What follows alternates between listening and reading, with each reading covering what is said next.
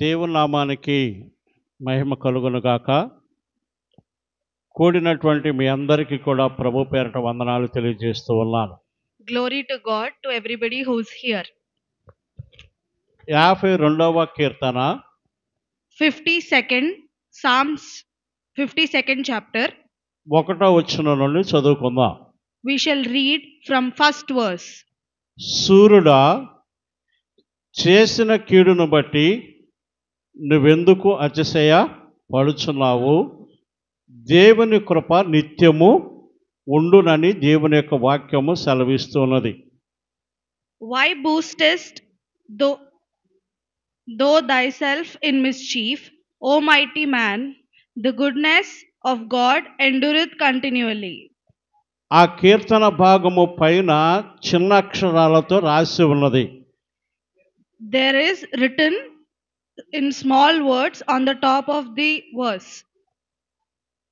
ఎదోమీయుడైన దోయేగు సౌలు నద్దకు వచ్చి దావీదు అబీమెలెకు ఇంటికి వచ్చి ఉన్నాడని అతనితో చెప్పినప్పుడు దావీదు రచించిన దైవ ధ్యానము అని పైన చిన్న మాటలలో రాసి ఉన్నది.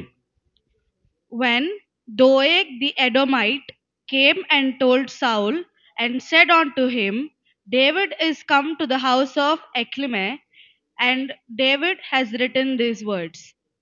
దాయోగు సౌలు నద్దకు వచ్చి భక్తుడైనటువంటి దావీదును గురించి వ్యతిరేకంగా మాట్లాడుతూ ఉన్నాడు. దాయోగు సౌలు నద్దకు వచ్చి భక్తుడైనటువంటి దావీదుకు వ్యతిరేకంగా మాట్లాడుతూ ఉన్నాడు. Doeg came and told Saul, which were against David. ఆ విషయము తెలుసుకున్నటువంటి దావీదు, After David knew these things, అతనిని గురించి ఈ కీర్తనను కొన్ని భాగాలు రాసినట్లుగా మనం చూస్తూ ఉన్నాం. he has written some of these words. 2వ వచనములు అంటాడు, In the second verse, మోసము చేయవాడా, the tongue disseth mischiefs, వాడిగల మంగళ కత్తి వలె నీ నాలుక నాశనము ఉద్దేశించుచున్నది. like a sharp razor working deceitfully. ఆ వ్యక్తి యొక్క నాలుకంట మోసము చేసేటువంటి విధంగా ఉన్నదంట. The tongue of the man is like doing mischiefs. ఆ నాలుక ఎట్లా ఉందంటే వాడికల మంగలి కత్తి వలె ఉన్నదంట. The tongue is like a sharp razor working deceitfully. మన మాటలు కూడా ఒకవేళ ఇతరులను కోసేసేటువంటి విధంగా ఉన్నాయేమో.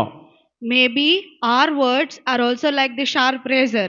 మంగలి కత్తి చాలా షార్ప్గా ఉంటుంది. The sharp razor is very sharp. అలాగే మన మాటలు కూడా మంగలి కత్తి వలె ఒకరిని ఇబ్బంది పెట్టే విధంగా ఉన్నాయేమో. Maybe our words are also like the sharp razor which hurt others. ఆ మాటలు నాశనము చేయను ఉద్దేశించుచున్నవి అని దేవుని యొక్క వాక్యము సెలవిస్తూ ఉన్నది. Those words will do mischief and will destroy others is what God's word is saying. ఆ మాటలు నీతి పలుకు కంటే అబద్ధమనే ఎక్కువ పలుకుతూ ఉన్నవి.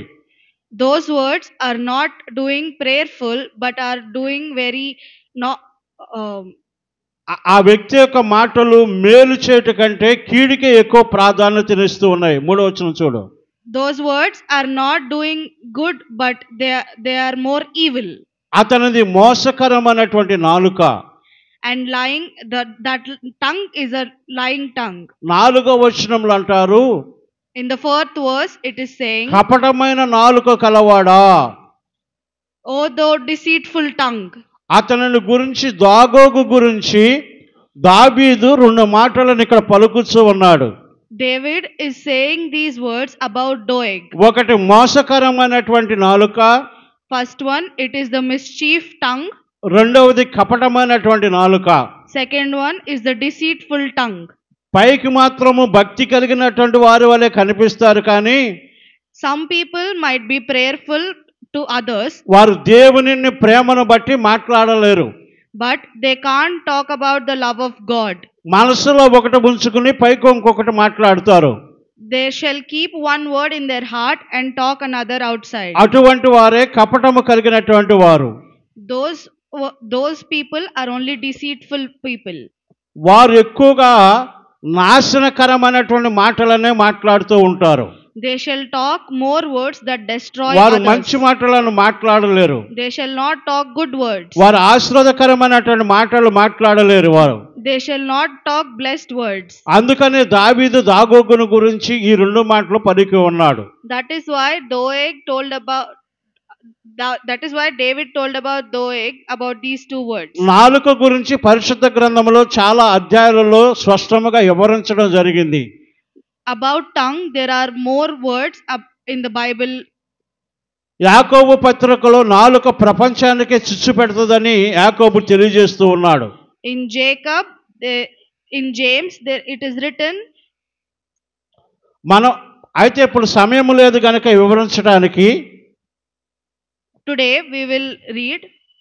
నాలుకను గురించి వివరించడానికి సమయం లేదు కనుక Because there is no time to read about tongue. ఒకడ 8వ వచనంలో అంటారు 52వ కీర్తన భాగము 8వ వచనం. In Psalms 52 8th verse, దావీదు మాట్లాడుతున్న దావీదును గురించి తెలియజేస్తున్నటువంటి మాటలు అవి. David was talking about these words. ఎవరేమన్నను ఎవరు ఏ విధంగా మాట్లాడినను ఎవరు ఎన్ని పలుకులు పలికినను నేనైతే దేవుని మందిరంలో పచ్చని ఒలీవ చెట్టు వలె నున్నాను అంటున్నాడు. But I am like a green olive tree in the house of God. I trust in the mercy of God forever and ever. నిత్యము దేవుని కృపయందు నమ్మిక ఉంచి ఉన్నాను. I trust in the mercy of God forever and ever. ఎంతమంది మోసపరిచే మాటలు మాట్లాడినా Whomever will talk about the ఎంతమంది కపటమైన మాటలు మాట్లాడినా 4వ వచనం చూడండి. ఎంతమంది కపటమైన మాటలు మాట్లాడినా whoever talk about the deceitful words, ఆయన దేవుని కృపయందు నమ్మిక ఉంచి ఉన్నాడు. David has always trust in the mercy of God. మనము కూడా దేవుని కృపయందు నమ్మికను ఉంచినటువంటి వారిగా కనిపించాలి. We should also be trust in the mercy of God. 9వ వచనంలో అంటారు, In the 9th verse, నీవు దానిని నెరవేర్చితివి గనుక నేను నిత్యము నిన్ను స్తుతించెదను. I will praise thee forever because thou hast done it. దేనిని నెరవేర్చారు? దేవుని మందిరములో దావీదు ఉండాలని కోరుకుంటున్నాడు కనుక అతని కోరికను ప్రభువు నెరవేర్చి ఉన్నాడు. David wanted to be in the church of God and God has done it. నీవు కూడా దేవుని మందిరంలో ఉండాలి, దేవుని యొక్క మందిరంలో ఆశీర్వాదాలని కావాలని నువ్వు కోరుకోవాలి. You should also praise to God that you should also receive blessings from God and should be in the church of God. నీ నామము నీ భక్తుల దృష్టికి ఉత్తమమైనది.